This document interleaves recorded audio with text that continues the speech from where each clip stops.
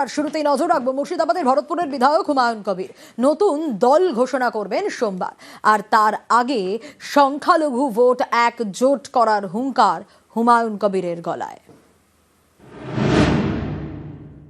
2,82,00,000 মুসলমান ভোট আছে, তাদের 1.5 কোটি ভোট হুমায়ুন কবিরকে দিলে 90টা সিট পাবে। বেশি পায়তারা করলে 294টাই লড়বো। যে জিতবে যে হারবে কাউন্টিং এর দিনে বুঝে নেবে।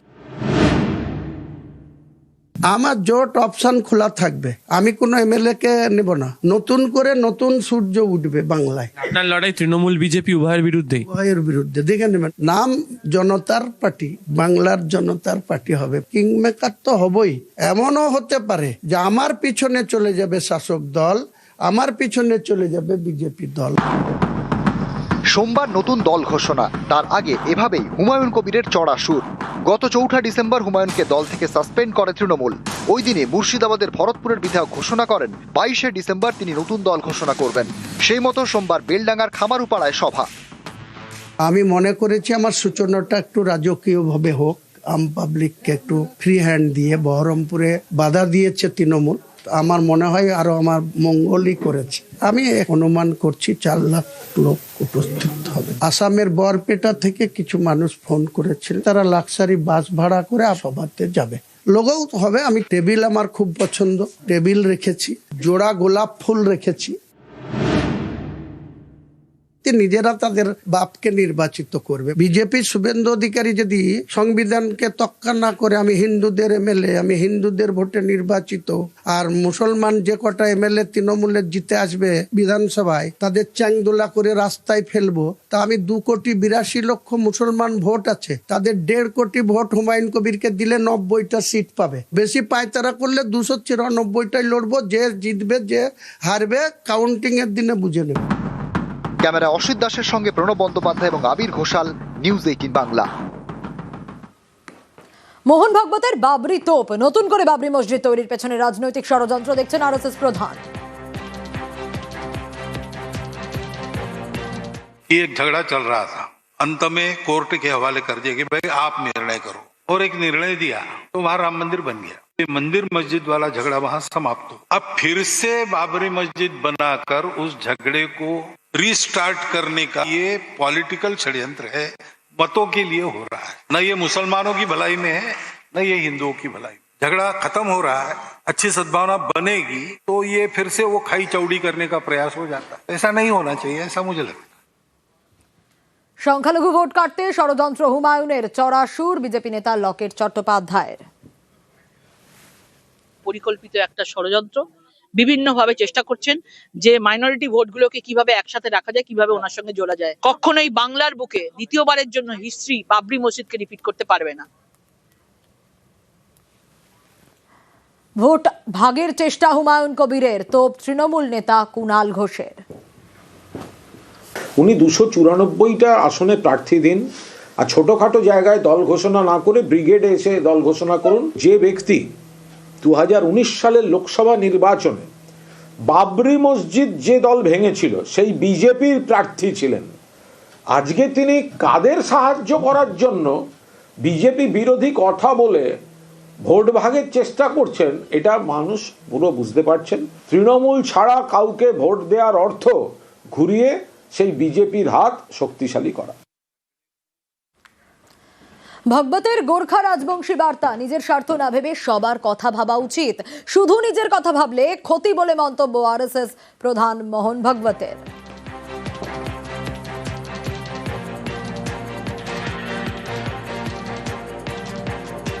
पास रहने से आइडेंटिटी चली जाती है, ये पश्चिम में होता है, हमारे यहाँ नहीं होता।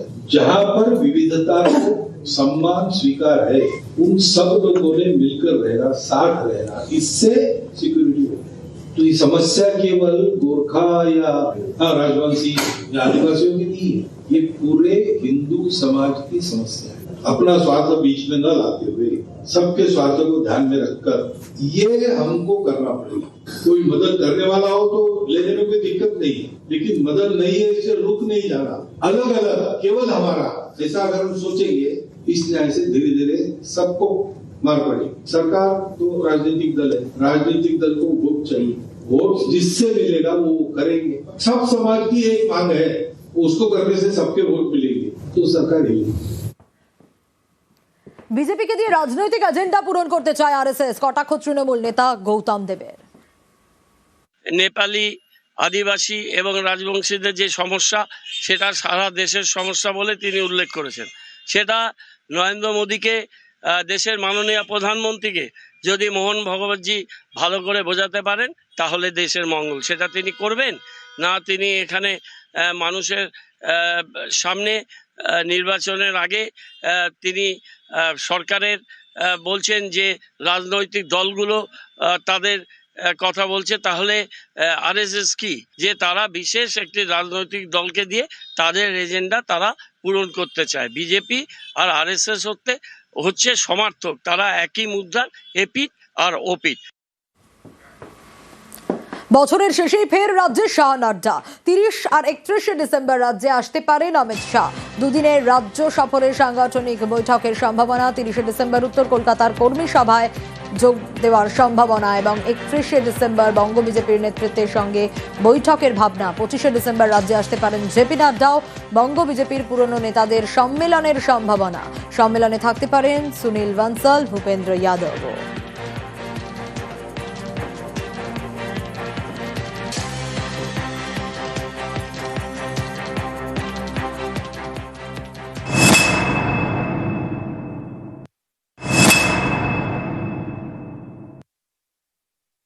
ভয় আতঙ্কে অত্যাচারিত হয়ে এখানে আসতে হয়েছে। প্রতিবাদ করতে পারে না হিন্দুরা, বাড়ি থেকে বের হতে পারতাম না দিনে বা সন্ধ্যার পর কোথাও। বলতো যে আমাদের কথা শুনে আমাদের মতো চলতে হবে, যেহেতু হাসিনা। আমরা এক দাদার মারভতে 2000 টাকা দিয়ে এসেছি। আমরা ভারত সরকারের কাছে একটাই আবেদন, আমাদেরকে যেন নাগরিকত্ব দেওয়া হোক। ওই দেশে আমরা কখনোই যাব না, আর ওই দেশে যদি আমাদেরকে পাঠিয়ে দেয় তাহলে আমাদেরকে যেন গুলি করে মেরে ফেলে। শুনলেন এক বাংলাদেশের কাতর আরতি, বাংলাদেশে পাঠিয়ে দিলে গুলি করে মারা হোক। কাতর আরজি অনুপ্রবেশকারী বাংলাদেশি পরিবারের। দেশে ফিরলে খুন হওয়ার আশঙ্কা করছে সরকার পরিবার। অশান্ত পদ্মাপাড় থেকে 3 মাস আগে কোনো ক্রমে পালিয়ে ভারতে মালদার পরিচিতির বাড়িতে আশ্রয় বাংলাদেশি পরিবারের। প্রাণ বাঁচাতে অবৈধভাবে দালাল মারফত সীমান্ত পার। ভারত সরকারের কাছে আশ্রয়, নাগরিকত্বের আর্জি।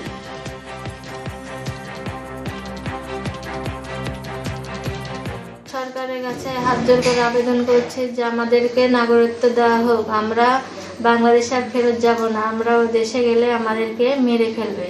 সরকারের কাছে হাত জোর করে আবেদন করছি যে আমাদেরকে নাগরিকত্ব দেওয়া হোক। আমরা বাংলাদেশে আর ফেরত যাব না, আমরা ওই দেশে গেলে আমাদেরকে মেরে ফেলবে। ভয় আতঙ্কে অত্যাচারিত হয়ে এখানে আসতে হয়েছে। প্রতিবাদ করতে পারে না হিন্দুরা, বাড়ি থেকে বের হতে পারতাম না দিনে বা সন্ধ্যার পর কোথাও। বলতো যে আমাদের কথা শুনে আমাদের মতো চলতে হবে, যেহেতু হাসিনা সরকার চলে যাওয়ার পর জিনিসটা আরো বেশি হয়েছে। এখানে আমরা এক দাদার মারভতে 2000 টাকা দিয়ে এসেছি। আমরা ভারত সরকারের কাছে একটাই আবেদন, আমাদেরকে যেন নাগরিকত্ব দেওয়া হোক। ওই দেশে আমরা কখনোই যাব না, আর ওই দেশে যদি আমাদেরকে পাঠিয়ে দেয় তাহলে আমাদেরকে যেন গুলি করে মেরে ফেলে। আসছে বাংলাদেশ থেকে, ওরা অত্যাচারের জন্য এখানে চলে আসছে। আসি এতো আছে, থাকবে। আপনারা সহযোগিতা করছেন? হ্যাঁ, সহযোগিতা আমরা বললাম যে থাকো, এখানে থাকো, কোনো অসুবিধা নাই, ভয় নাই। কালকে থেকে 2 জন আসছিল তো ভয় পাচ্ছিল, তো আমাদের কোনো অসুবিধা নাই, থাকো, আমরা তো আছি পাশে, আমরা তো দেখছি কি বলছে না বলছে। আপনারা সহযোগিতা করবেন? হ্যাঁ, করবো। আর বাংলাদেশের পরিস্থিতি কি? আবারও অগ্নিগর্ভ বাংলাদেশ। চট্টগ্রামে ভারতের অ্যাসিস্ট্যান্ট হাই কমিশনে বন্ধ ভিসার কাজ। অনির্দিষ্টকালের জন্য বন্ধ ভিসার কাজ। এই সিদ্ধান্তই নেওয়া হয়েছে। বাংলাদেশে যে পরিস্থিতি, চট্টগ্রামে নজর রাখি যদি, যে ছবি আপনাদের দেখাচ্ছি, ভারতীয় হাই কমিশনের অফিসে হামলার ছবি আপনাদের দেখাচ্ছি। 19শে ডিসেম্বরের রাতের এই ছবি আপনারা দেখতে পাচ্ছেন। বাংলাদেশ অগ্নিগর্ভ। চট্টগ্রামে ভারতের অ্যাসিস্ট্যান্ট হাই কমিশনে বন্ধ ভিসার কাজ। অনির্দিষ্টকাল ভিসা সংক্রান্ত কাজ বন্ধের সিদ্ধান্ত।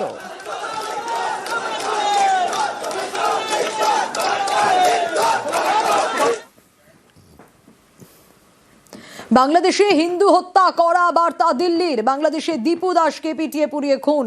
দীপু দাসকে খুনের বিচার চাইল ভারত। বাংলাদেশে হিন্দু অত্যাচার নিয়ে উদ্বেগ প্রকাশ।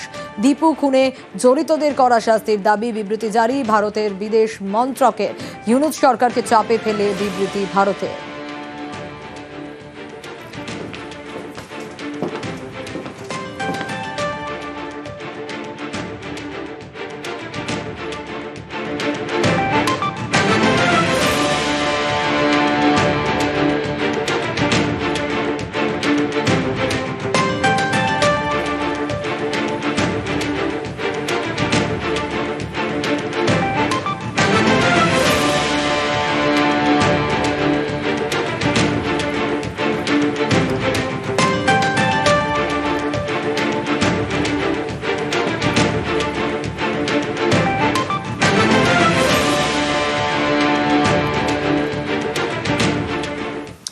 ওসমান হাদি খুনে অগ্নিগর্ভ বাংলাদেশ। বাংলাদেশের সংসদ ভবনে উন্মত্ত জনতা।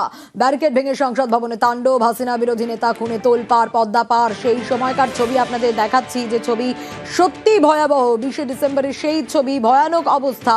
যে ছবি আপনাদের দেখাচ্ছি বাংলাদেশের সংসদ ভবনের সামনে, দেখুন কি অবস্থা। উন্মত্ত জনতা রীতিমতো ঢুকে পড়ছে, হামলা চালাচ্ছে।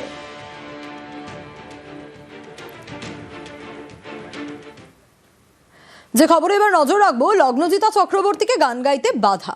পূর্ব মেদিনীপুরের ভগবানপুর বেসরকারি স্কুলের বার্ষিক অনুষ্ঠান। সেখানে বলা হলো সেকুলার গান গাইতে হবে। আর এই দাবিতে সঙ্গীত শিল্পী লগ্নজিতা চক্রবর্তীকে হেনস্থা করা হয় বলে অভিযোগ। গ্রেপ্তার বেসরকারি স্কুলের মালিক, তিনিই অনুষ্ঠানের আয়োজক। এও অভিযোগ, লগ্নজিতার নালিশ নিতে থানা গড়িমসি করে।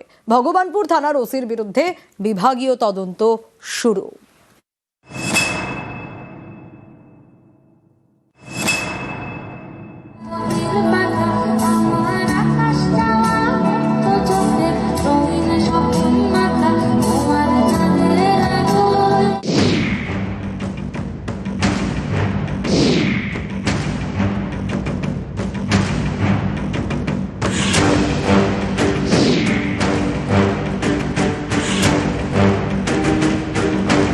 জাগো মা বলে একটা গান, যেটা এই পুজোতে দেবী চৌধুরানী বলে একটা ছবি রিলিজ করেছে। এইটা সেই ছবির গান। অবভিয়াসলি আমি গেছি ছবিতে। যখন আমি কথা বলছিলাম, হঠাৎ আমরা রিয়েলাইজ করলাম যে একজন মানুষ স্টেজের দিকে ছুটে এলেন। উনি স্টেজে উঠে গেলেন এবং even before we could realise anything, উনি আমার প্রায় এরকম একটা ডিস্টেন্সে চলে এলেন। প্রত্যেকে দেখেছেন যে উনি আমাকে মারতেই আসছিলেন স্টেজে। সবাই মিলে যখন ওনাকে ধরে টেনে নিয়ে সরিয়ে নিয়ে যাচ্ছে, তখন উনি চিৎকার করে বলেন যে অনেক জাগমা হয়েছে, এবার একটু সেকুলার গা, মানে তুই তো কারি।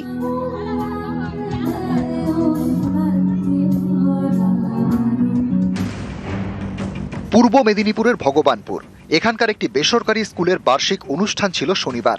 স্কুলের কাছেই মঞ্চ বাঁধা হয়। সেখানে গান গাইছিলেন লগ্নজিতা চক্রবর্তী। এই অনুষ্ঠানেই হুলস্থুল কাণ্ড। সঙ্গীত শিল্পীর অভিযোগ,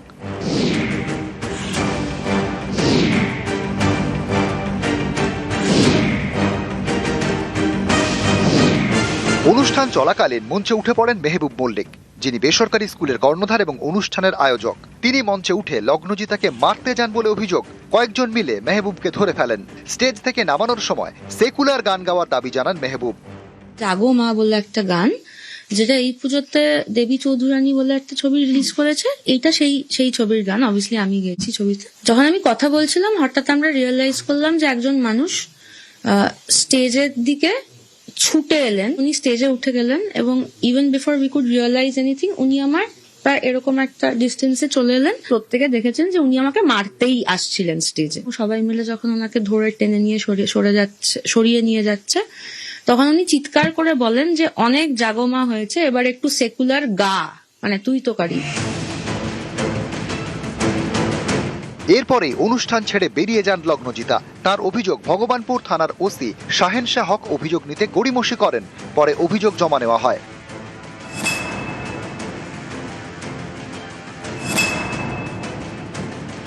থানার তরফেও ইনিশিয়ালি যেটুকু আমাদের কথা বলে মনে হয়েছিল যে ওনার শিল্পীর তরফে ওনার মনে হয়েছিল যে it could have been handle in a better way. So আমরা এসডিপিও লেভেলে অফিসারকে দিয়ে আমরা ওসির এগেনস্টেও একটা ডিপার্টমেন্টাল এনকোয়ারি আমরা ইনিশিয়েট করেছি। লগ্নজিতার অভিযোগের ভিত্তিতে রবিবার গ্রেপ্তার করা হয় বেসরকারি স্কুলের মালিক তথা অনুষ্ঠানের আয়োজক মেহবুব মল্লিককে। উনি টাইম দিয়েছিলেন 4টায়, আমরা শীতের কারণে ওটা দেরি হয়ে গেছিলো, 6:30 বেজে গেছিলো। উনি এটাতে খুব রেগে যান, দিয়ে এক্সট্রা টাকার জন্য ডিমান্ড করেন। আমরা ওতে রাজি হইনি। আর উনি যে গানটা গেয়েছিলেন, তো ওই গানটাকে বলা হয়েছিল যে আপনি আরেকটা অন্য যে কোনো সেকুলার গান। ওনার মনে প্রেস্টিজে লেগেছে, দিয়ে সঙ্গে সঙ্গে প্রোগ্রাম বন্ধ করে দেন এবং উনি থানায় এসে কমপ্লেন করেন।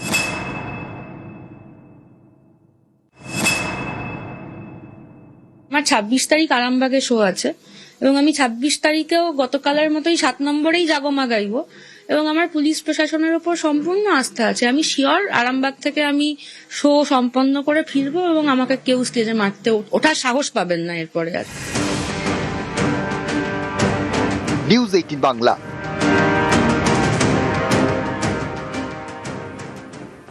সেকুলার গান গাওয়ার দাবি, লগ্নজিতাকে হেনস্থার অভিযোগ, সরব বিশিষ্টরা। কোনো সংস্কৃতির মনস্ক মানুষ যেই হন না কেন, তিনি তার জাত ধর্ম যাই হোক, তার এই ধরনের কথা বলা ঠিক না। যিনি বা যে বলেছেন, আমার মনে হয় সেটা একটা বিচ্ছিন্ন ঘটনা। এটা হয়তো সেই লোকটার ব্যক্তিগত সমস্যা। সুতরাং এটা নিয়ে খুব একটা বিচলিত হওয়ার কিছু নেই। যিনি বলেছেন এটা ব্যক্তিগতভাবে তার অন্যায়।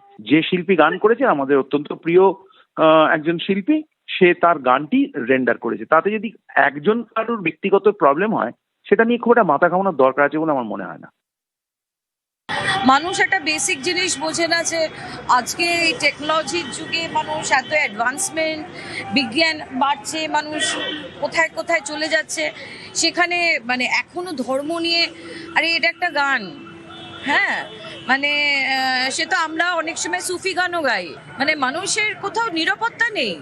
আর আগে যেরকম শিল্পীদের একটা সম্ভ্রমের চোখে দেখা হতো, এখন কিছু শিল্পী সেটা তাদের নিজেরাই সেটাকে ডাউন করেছে, মানে মানুষ এখন শিল্পীদেরকে সে জায়গাটাও দিচ্ছে না।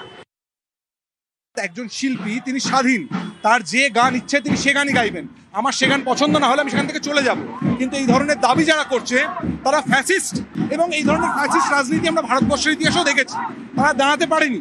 আসলে যারা সেকুলারিজমের দোহাই দিয়ে মানুষের মাথায় বন্দুক ঠেকাচ্ছে এবং বাধ্য করছে কিছু করতে, তাদের মতো ফ্যাসিস্ট আর নন সেকুলার হয় না। যুব ভারতীর বিশৃঙ্খলায় গ্রেপ্তার আরো এক, ভাঙচুরের অভিযোগে বেলেঘাটা থেকে গ্রেপ্তার করা হয়েছে। বিধাননগর দক্ষিণ থানার জালে মোট 10 জন, এখনো পর্যন্ত 10 জন পুলিশের জালে। যুব ভারতী বিশৃঙ্খলায় আরো একজনকে এবার গ্রেপ্তার করা হলো। ভাঙচুরের অভিযোগে বেলেঘাটা থেকে গ্রেপ্তার করা হলো।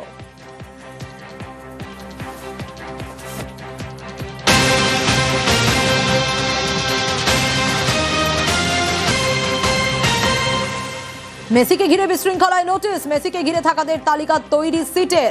কাল থেকেই নোটিশ জারির তোড়জোড় সিটের। নোটিশ জারি করে জিজ্ঞাসাবাদ করা হবে। 3500-র বেশি ফুটেজ সংগ্রহ করা হয়েছে। ভিডিও ফুটেজে দেখেই তালিকা তৈরি সিটের।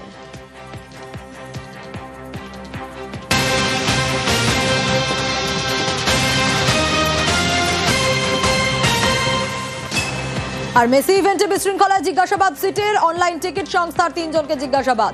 দিল্লি থেকে কলকাতায় এসে জিজ্ঞাসাবাদের মুখে অতিরিক্ত টাকায় কারা টিকিট কিনেছিলেন, কোনো প্রভাবশালী নেতা কি টিকিট নিয়েছিলেন, জানতে 3 জনকে জিজ্ঞাসাবাদ সিটের।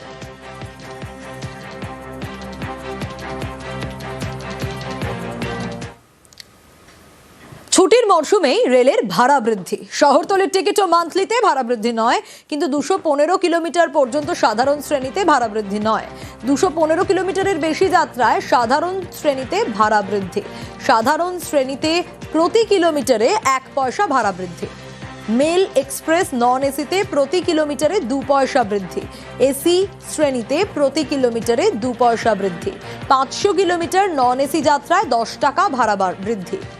10 টাকা ভাড়া বাড়লো এসি যাত্রায়। 500 কিলোমিটার নন এসি যাত্রার ক্ষেত্রে 10 টাকা ভাড়া বৃদ্ধি। 26শে ডিসেম্বর থেকে চালু হবে নতুন ভাড়া। প্রায় 600 কোটি টাকা অতিরিক্ত আয়ের আশা। বাড়তি আয়ের আশা রেলের। নিরাপত্তা ও পরিষেবায় বেড়েছে কর্মী সংখ্যা। কর্মী খরচ বেড়ে হয়েছে 1,15,000 কোটি টাকা। পেনশন খরচ বেড়ে হয়েছে 60,000 কোটি টাকা। চলতি অর্থবর্ষে অপারেশন খরচ 2,63,000 কোটি টাকা। পণ্য পরিবহন ও যাত্রী ভাড়া বাড়িয়েই বাড়তি খরচ সামাল।